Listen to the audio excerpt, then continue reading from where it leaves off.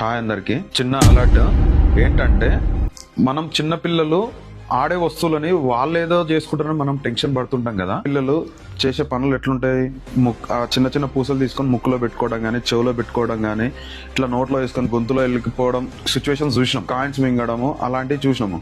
కానీ ఈ సిచ్యువేషన్ కొంచెం డిఫరెంట్. కానీ నిన్న జరిగిన ఒక చిన్న ఇన్సిడెంట్ ఏమైందంటే, ఒక చిన్న పాప వాళ్ళ ఫాదర్ని మీద పడుకోబెట్టి తన డ్రెస్కి ఉన్న పూసను తీసి వాళ్ళ డాడీ చెవిలో పెట్టి ఇలా ఇలా తిప్పేసి లోపలికి వెళ్ళిపోయింది.